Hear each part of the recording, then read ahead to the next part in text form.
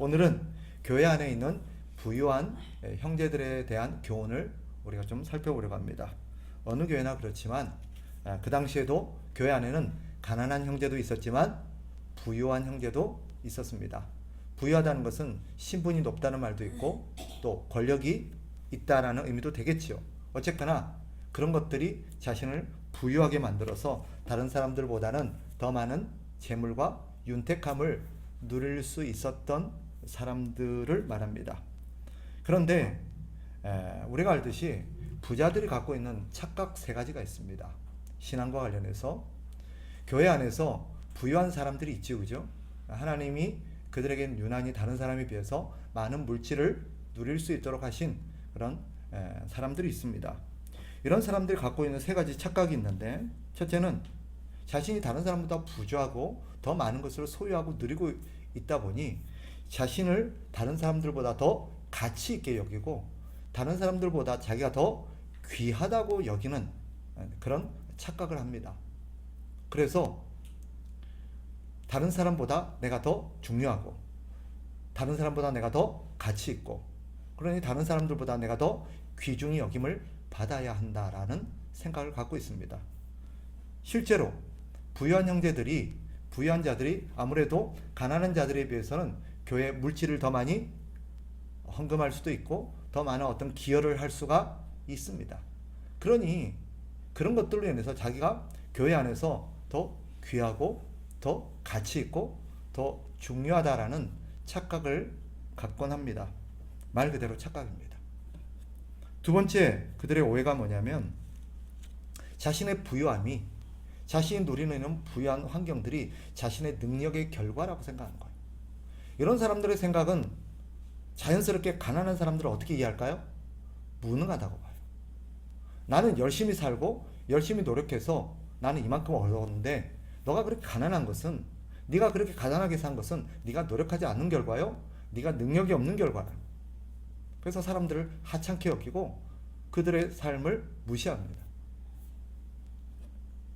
사실 그렇지 않습니다.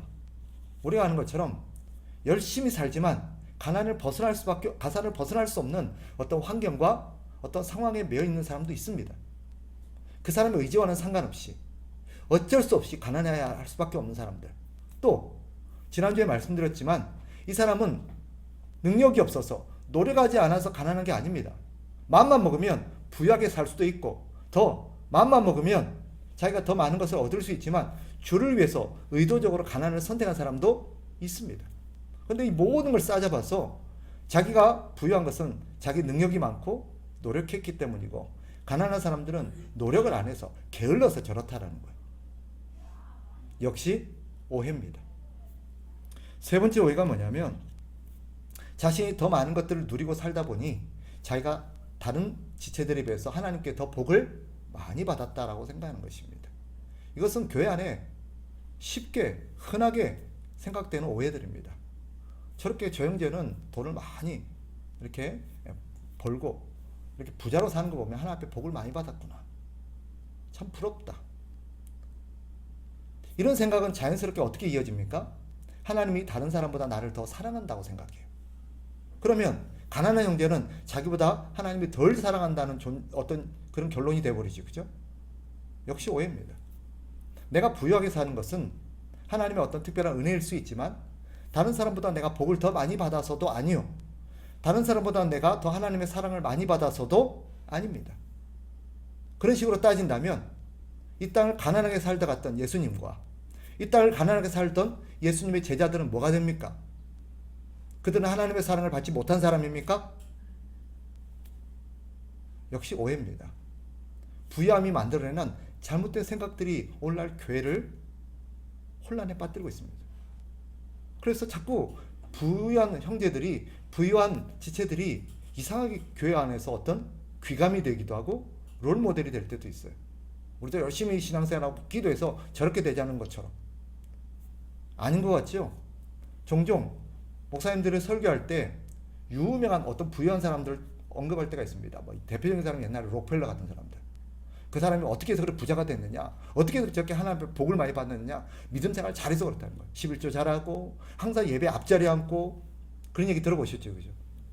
그러면 그 논리대로 하면 나름대로보다 열심히 기도 생활하고 열심히 앞자리에 와서 나온 사람은 다 부자 돼야 되죠. 이 앞에 앉는 사람들을, 가난한 사람들은 뭐가 되는 거예요? 우리는 11조 안에서 가난합니까? 나름대로 열심히 11조 생활하고 열심히 기도하고 열심히 하나님 섬기고, 그렇다면 재벌은 안 돼도 적어도 중산층 이상의 부자는 돼야죠. 그러면 열심히 11조 생활하고 열심히 신앙생활하고 항상 앞자리에서 말씀 열심히 듣고 기도했는데 그런 사람은 뭐가 돼요? 역시 오해입니다. 그러면 오늘 본문이 우리에게 가르치는 진리가 무엇입니까? 부자는 이런 착각과 오해 속에서 신앙생활 하지 말고, 부자가 하나님 앞에 받은 은혜를 힘입어서 힘써야 될 것이 따로 있다. 부자가 힘써야 될 게 뭘까요? 오늘 본문에 보면 한마디로 말합니다. 부한 자는 자기의 낮아짐을 자랑해라. 자기의 낮아짐을 자랑해라 말은 뭐예요? 쉽게 말하면 겸손하라는 것입니다. 겸손에 힘쓰라는 것입니다. 부자는 재물을 믿고 살아서는 안 돼요. 재물을 믿고 어깨에 힘주어도 안 됩니다. 재물을 믿고 자기가 신앙생활을 잘하고 내가 신앙이 다른 사람보다 좋은 결과인 것처럼 착각해서도 안 됩니다. 자꾸 부자는 자기의 재물과 자기의 신앙을 동일시 여길 때가 많아요. 신분이 높은 사람은 자기의 신분과 자기의 신앙을 동일시 여길 때가 있습니다. 여러분, 목사가 신앙이 제일 좋고 평신도 직분이 없는 사람은 신앙이 제일 낫습니까? 역시 오해입니다. 자기의 직분과 자기 신앙을 동일시 여기는 사람들이 있어요. 내가 권사니까 다른 사람보다 믿음이 좋다. 아니에요. 아닙니다. 마찬가지입니다. 내가 다른 사람보다 재물이 많은 것은 내가 다른 사람보다 신앙이 좋은 증거다. 아니라니까요. 그러니까 그런 것을 토대로 물질에 내 마음을 두면서 물질을 통해서 내 신앙과 내 삶을 자꾸 판단하려고 하지 말고, 이런 걸 다 내려놓고, 이 내려놓는 게 뭐예요? 겸손이에요. 이런 물질들, 이거는 그저 뒤에 다루겠습니다만은 하나님이 주시는 그저 은혜의 한 방편이에요. 하나님은 어떤 뜻이 있어서 나한테 물질을 많이 맡긴 것 뿐입니다. 그러니 물질은 물질대로 내려놓고 나는 겸손하게 물질을 의지할 것이 아니라 하나님 앞에서 내 신앙이 괜찮은지 항상 겸손하게 내 신앙을 돌아봐야 합니다. 그리고 가난한 형제들과 나는 본질적으로 동일합니다. 그 사람이 돈이 많고 적으면 신앙과는 아무런 상관이 없습니다. 가치와는 아무런 상관이 없어요. 하나님은 부자는 귀하게 여기고 가난한 사람은 없인 여기입니까? 아니에요. 절대 아닙니다. 그러니 하나님은 가난한 형제나 부한 형제나 어떻게 여기십니까? 동일하게, 동등하게, 똑같이 귀하게 여깁니다. 아멘? 그러니까 부유한 사람이든 가난한 사람이든 다른 사람과 나를 동일시 여겨야 돼요. 직분이 높든 낮든, 직분이 낮다는 말도 좀 이렇게 잘못된 말이네요. 하나님께서 나에게 어떤 직분을 맡기셨든 직분이 없든 하나님 앞에 동일한 가치를 갖고 있습니다. 이걸 우리가 잃어버리면 큰 오해와 착각에 빠집니다. 따라서 겸손한 자가 힘써야 될 것은, 부유한 자가 힘써야 될 것은 겸손입니다. 자기가 낮아질 것을 힘써야 돼요. 그리고 내가 하나님 앞에서 얼마나 낮아졌는가를 기뻐하고 자부심을 가져야 됩니다. 내가 얼마나 돈이 많은가에 자부심을 가질 게 아니라 내가 주를 위해서 이 모든 걸 내놓고 얼마나 낮아졌는가에 관심을 가지고 그것에서 내 가치와 나의 어떤 자부심을 느껴야 됩니다. 그래서 정말 귀한 형제가 어떤 형제예요?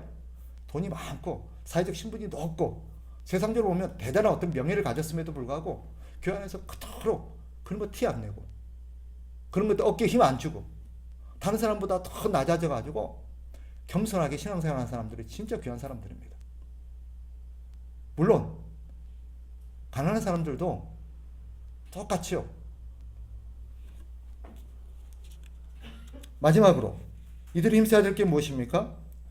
하나님께서 주신 귀한 물질과 권세와 명예들을 주를 위해서 사용하도록 힘써야 합니다. 나누고 베푸는 데 힘써야 돼요. 부유한 사람들은 돈이 많으면 그 많은 돈을 가지고 어떤 생각합니까? 내가 무엇을 하면서 즐길까? 어떻게 하면 내가 더 재밌고 즐겁게 살까? 어떻게 하면 좋은 데 여행 가고, 어떻게 하면 좋은 거 먹고, 어떻게 하면 좋은 집에 살고, 좋은 차를 탈까? 이 생각하죠. 그러나 하나님은 마음을 물질에 두지 말고 하나님께 두면서 이것은 하나님께서 주신 그저 도구일 뿐입니다. 하나님께서 나에게 다른 사람에 비해서 물질을 많이 맡기셨을 뿐이에요. 그리고 그 맡긴 물질은 주를 위해서 선하게 쓰라고 나에게 주신 은혜의 기회입니다. 그러니까 이 사람이 하나님 주신 은혜의 기회를 잘 활용해서 이 물질을 잘 나누고 베풀고 주를 위해서 선용한다면 하나님의 큰 복을 받을 겁니다.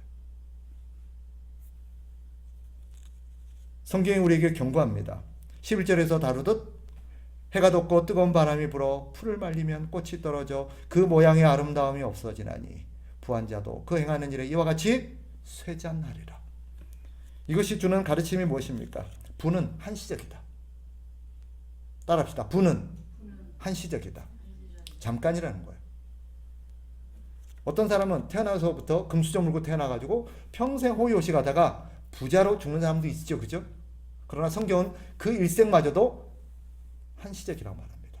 한순간이라고 말해요. 왜 그럴까요? 우리가 장차 누리게 될 영원한 삶에 비하면 찰나에 불과하거든요. 분명한 사실은 한시적이라는 것은 언젠가는 사라진다는 것입니다. 부유함을 자랑하던 자들도 언젠가는 그 부유함이 사라집니다. 아마 여기 우리 계신 권사님은 인생에 연륜이 있으셔서 살다 보니까 그렇게 잘 나가는 사람이 어느 한순간 몰락하고 쫄딱 망하는 거 본 적도 있으실 겁니다. 그렇게 텔레비에서, 그죠? TV에서 잘 나가던 권세자들, 그렇게 떵떵거리던 재벌 한순간에 몰락해서, 그죠? 폭삭 망하는 거 우리는 봅니다.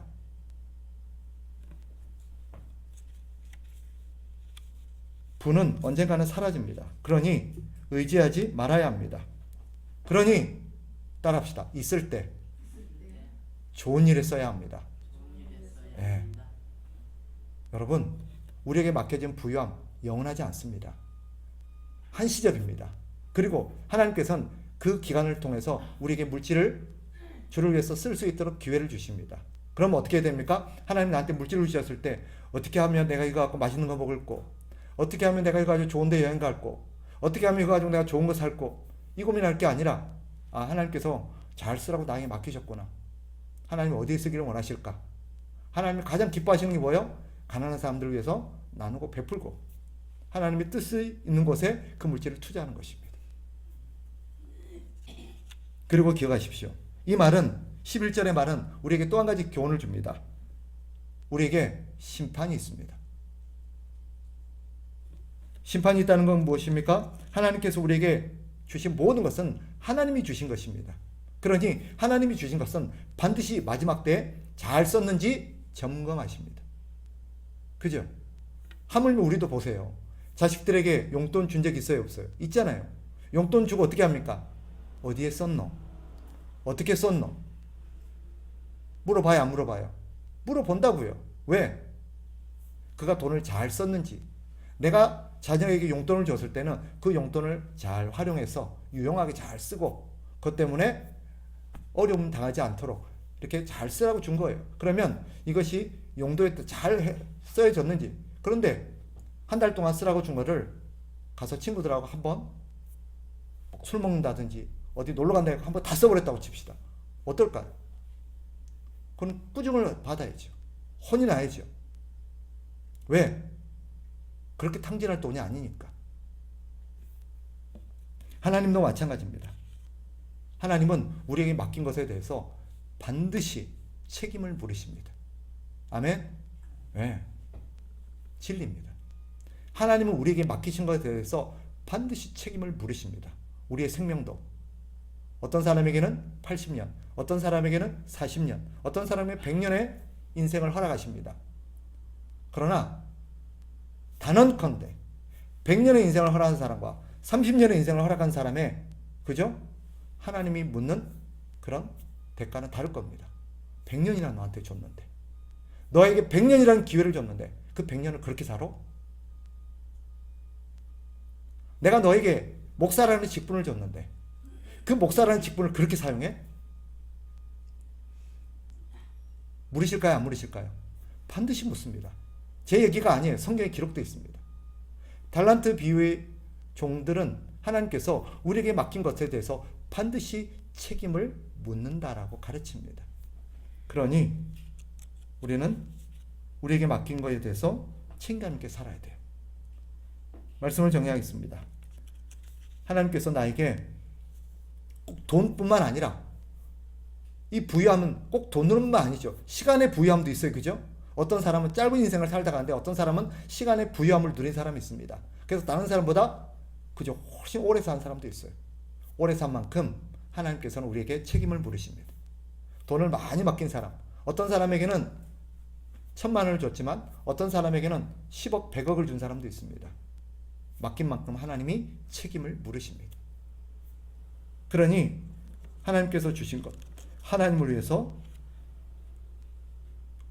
우리가 바르게 잘 써야 합니다. 우리는 물질을 의지하고 살아서는 안 됩니다. 이 물질은 하나님을 위해서 써야 될 도구일 뿐이고 우리가 믿고 의지해야 될 분은 오직 하나님밖에 없습니다. 하나님께서 다른 사람보다 더 많이 주신 것이 있다면, 하나님께서 다른 사람에 비해서 더 많이 맡겨주신 것이 있다면 그것이 시간이든 재능이든 돈이든 권세든 뭐든 그거 의지하지 마시고 그것은 이따가 사라지는 것입니다. 지나가는 것입니다. 그러니 하나님께서 그런 것 주신 것 의지하지 말고 우리는 하나님을 의지하면서 하나님 앞에 겸손하게 신앙생활을 해야 될 줄 믿습니다. 그리고 우리에게 주어진 것은 주를 위해서 겸손하게 선용하시길 바랍니다. 그래서 하나님 앞에 상 받고 칭찬받는 우리 성도들 되시기를 주의 이름으로 축복합니다.